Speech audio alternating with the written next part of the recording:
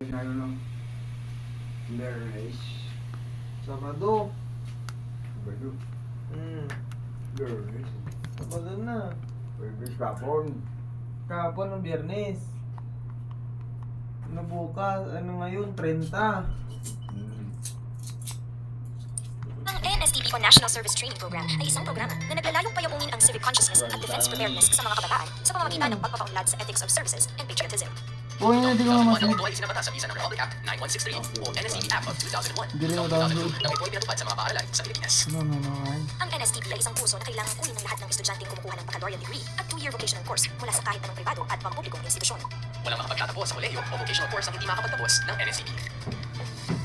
Noong 1935 nang ipinatupad ang National Defense Act na naglalayong publikahin ang lahat ng kalalakihan na nasa edad ng 18 hanggang 30 para sa military service. Noong 1980, inatupad ang Presidential Decree No. 1706 o National Service Law kung saan ginawang obligatory para sa lahat ng Pilipino ang paglahok sa Civic Welfare Service, Law Enforcement Service at Military Service. Noong 1991, ipinatupad ang Citizen Armed Forces and Philippines Reservist Act upang makapagsanay ng mga citizens sa training. Ayon sa implementing rules and regulations ng NSTP, mayroong 25 hours na required common module na dapat kunin bago dumiretso sa mga components ng NSTP 1 at 2. Nilalaman ng common module ang iba't ibang paksa tulad ng pangangalaga sa kalikasan, disaster awareness, gender, citizenship training, human rights, at iba pa.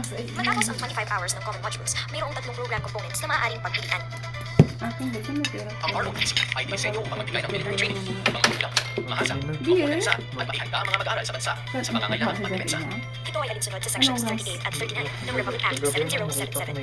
Ang LTS naman ay dinisenyo upang asahin ang mga estudyante na maging guro ng literasya at matematika sa mga batang mag-aaral, high school, Kaya at hindi iba na pang kaya, sektor ng bibili lipunan ko na na nangangailangan ng ito. isa. Ang CWTS naman ay tumutukoy sa programa at mga gawain tumutugon sa pangangailangan sa pangkalahatang kagalingan at pagpapaunlad ng kabuhayan ng mga mamamayan ng lipunang Pilipino at global. Bakit ang lang? Hindi natatapos ang paglilingkod kapag nakatapos Ay, ang ilagay ko na lang yung dress na bayan.